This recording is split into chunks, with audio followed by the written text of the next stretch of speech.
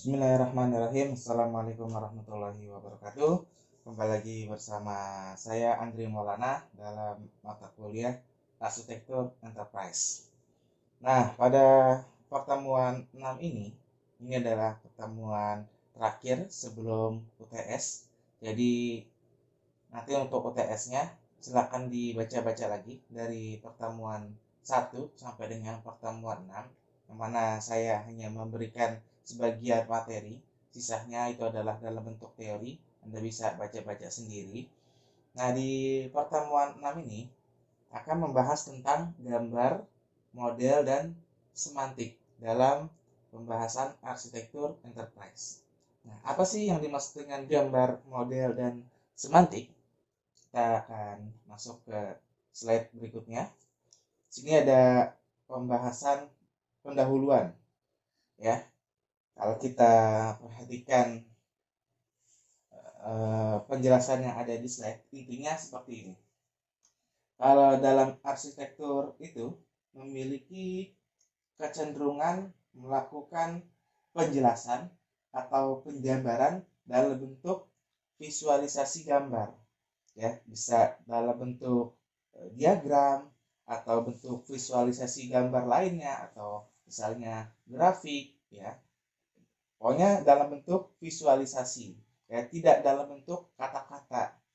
Nah, sedangkan untuk konten dalam bentuk visualisasi ini harus dijelaskan dengan jelas, ya. Kalau di sini dia harus ditafsirkan dengan cara yang longgar, artinya dengan jelas, gamblang, tidak boleh mengambang, ya, tidak boleh rancu. Sebagaimana contoh kalau misalnya kita mau menjelaskan tentang diagram alur dari sistem, misalnya input data mahasiswa. Nah, ini harus dibuat dalam bentuk diagram.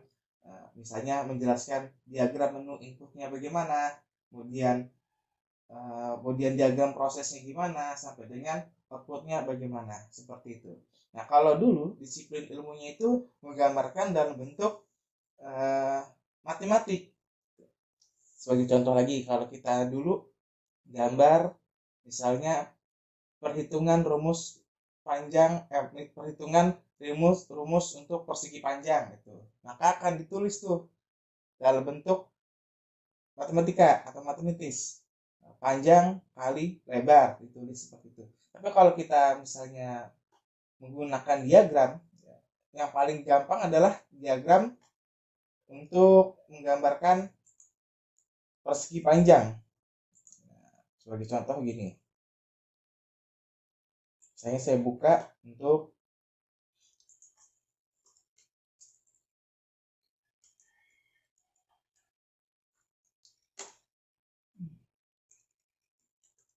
nah, kalau dulu kita menggambarkannya dalam bentuk rumus panjang kali lebar, tapi kalau sekarang sudah menggunakan simbol seperti ini, mulai, kemudian masukkan panjang dan lebar, nanti ada prosesnya, yaitu panjang dikali lebar, gitu kan. Kalau ini kan masukkan input nilai panjang, input nilai lebar, kemudian nanti ada proses panjang kali lebar, sehingga muncul outputnya berupa hasil dari perhitungan luasnya.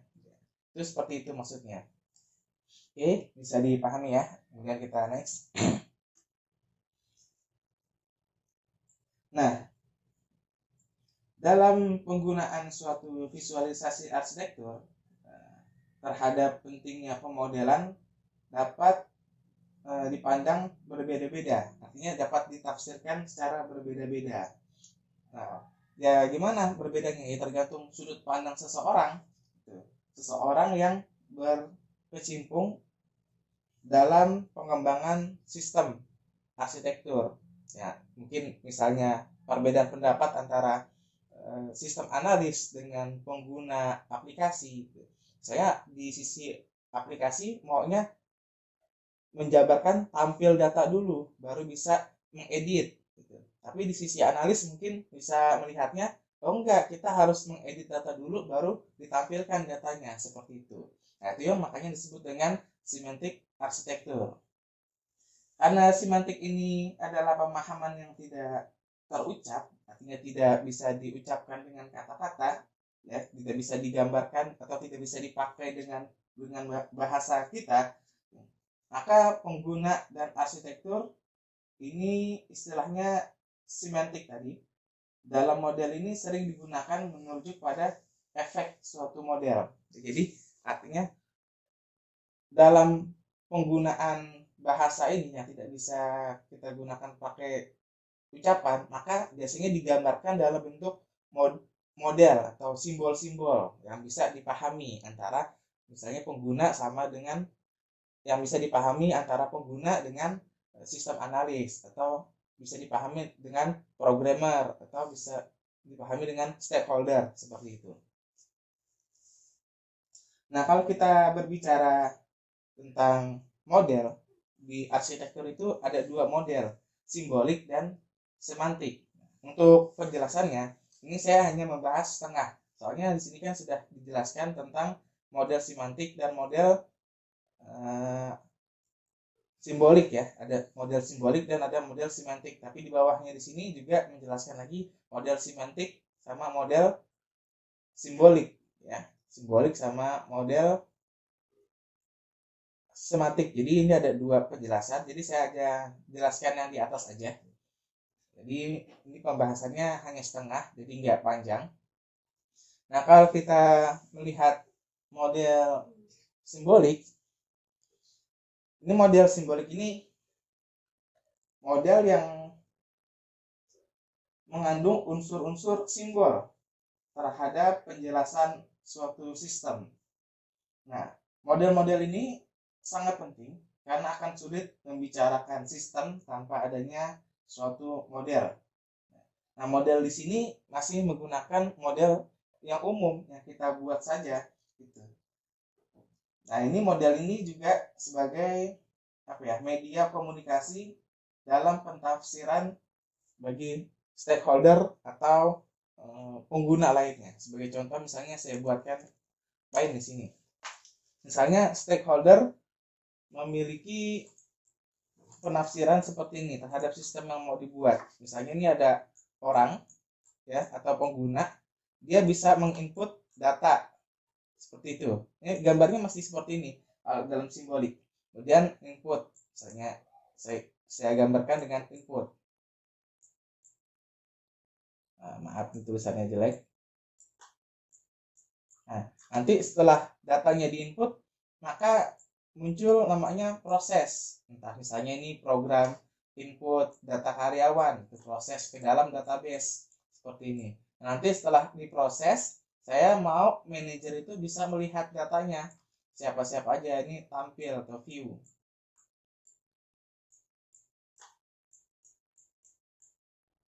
Nah, view ini bisa dilihat oleh manajer misalnya, seperti itu. Nah, ini disebut dengan simbolik. Artinya hanya bahasa berupa simbol-simbol aja, ya, seperti itu.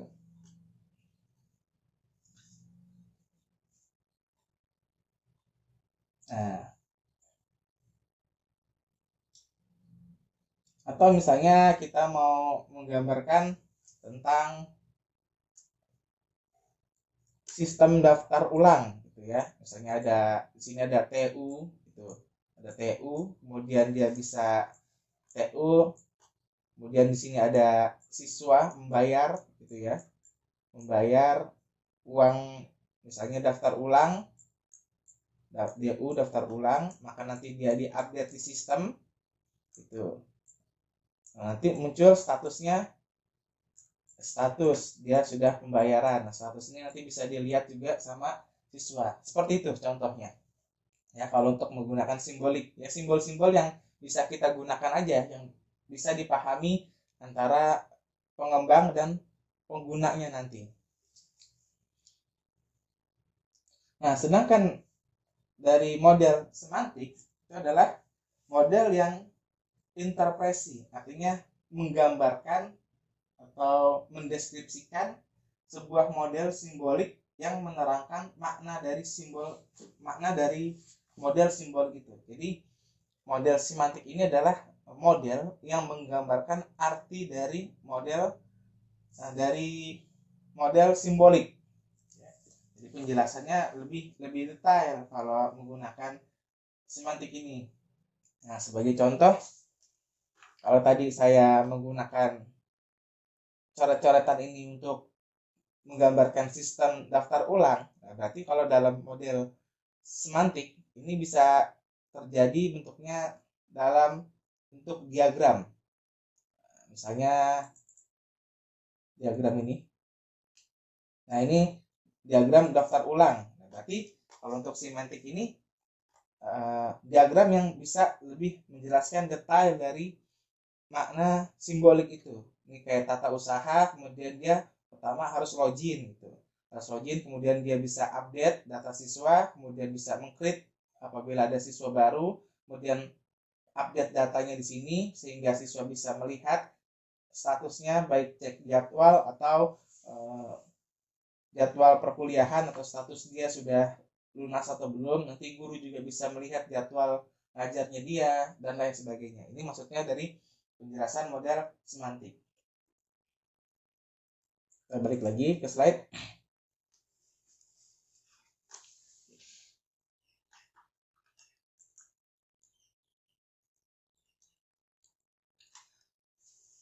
Nah, masalah yang relevan dalam hubungan antara sistem dan semantik, nah, ini adalah bagaimana kita bisa menerjemahkan hasilnya. Jadi kalau kita menggunakan baik simbol ataupun semantik model gitu ya, ini yang menjadi masalah adalah bagaimana kita menerjemahkan hasilnya, hasil dari coret-coretan kita, hasil dari diagram kita untuk diciptakan sebuah sistem. Kayak tadi misalnya sini TU ini, apakah penafsirannya bisa mengupdate dulu di sini? Apakah dia harus mengupdate dulu datanya baru tampil datanya, atau dia menampilkan datanya dulu baru dia bisa mengupdate salah satu siswanya yang sudah membayar? Kan seperti itu. Itu adalah bentuk penafsiran yang berbeda-beda. Nah, konsep ini digambarkan dalam 4 diagram. Ini adalah enterprise, misalnya suatu perusahaan yang memiliki arsitek ya, yang mau dikembangkan sistemnya apa. Kemudian arsitek ini terdiri dari dua penjelasan berupa simbolik dan juga semantik, seperti itu.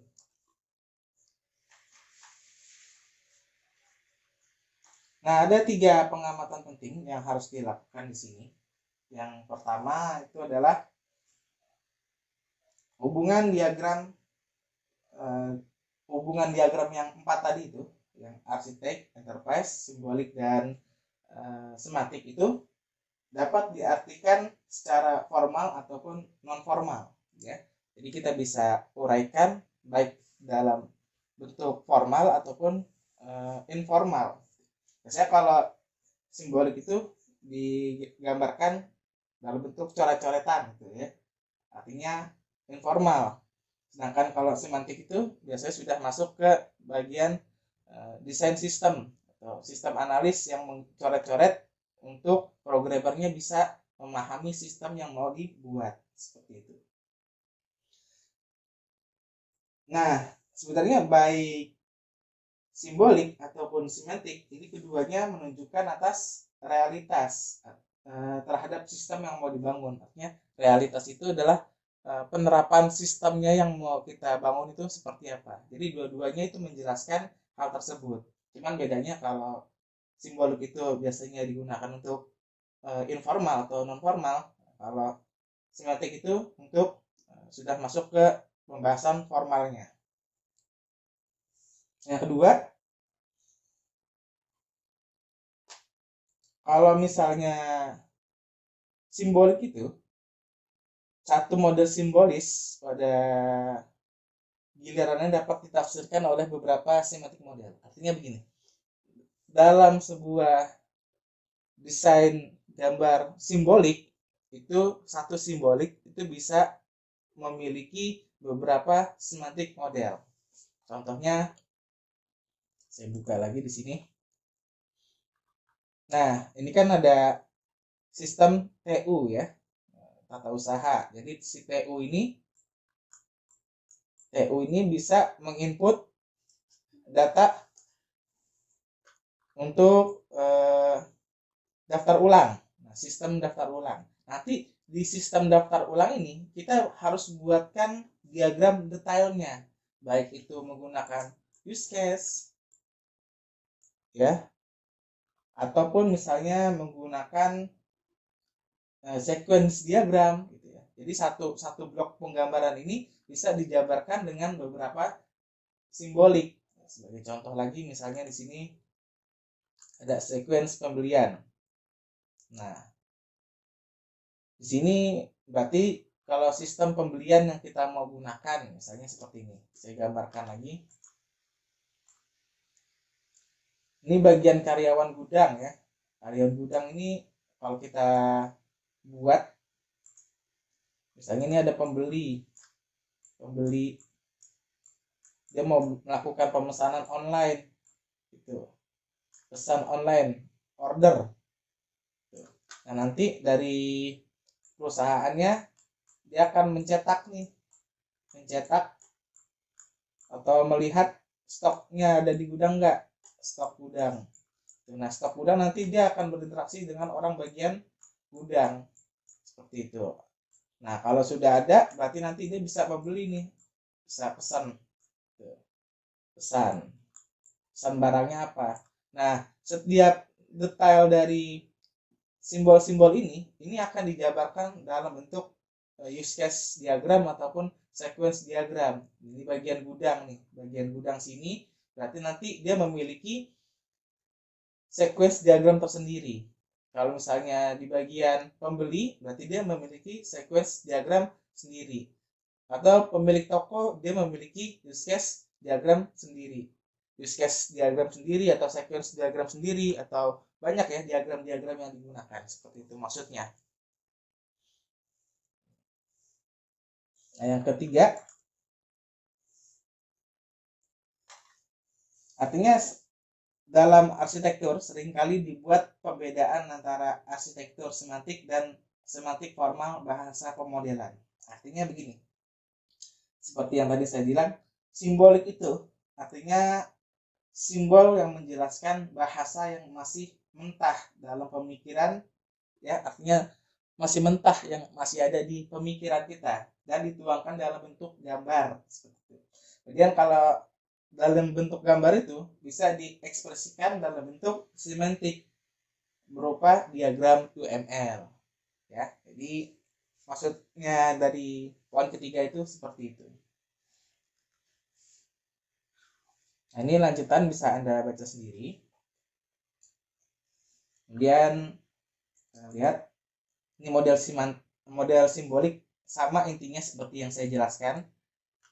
Ini bisa, ini bentuk, jadi hanya bentuk kotak seperti ini antara direktur kemudian karyawan ya, responnya gimana. Jadi setiap dari direktur ini akan dijelaskan lagi ke simbol semantiknya, apakah dia punya use case sendiri ataukah punya sequence diagram sendiri. Begitu juga dengan bagian simbol employee ini atau karyawan, dia juga punya desainnya sendiri seperti itu. Ini simbolik juga silahkan dibaca. Kemudian ini model semantik tidak jauh beda dengan yang saya jelaskan. Dan terakhir adalah UML versus Archimedes. Archimedes itu apa sih sebenarnya? Archimedes itu semacam notasi, atau dia juga bisa berupa bahasa model atau modeling language untuk menggambarkan entitas atau relasi atau hubungan dalam sebuah arsitektur enterprise. Nah, biasanya arsitektur enterprise kan arsitektur enterprise sendiri itu bisa berupa konsep sederhana dalam domain bisnis atau aplikasi yang mau dibuat atau database yang digunakan dan teknologi yang diterapkan.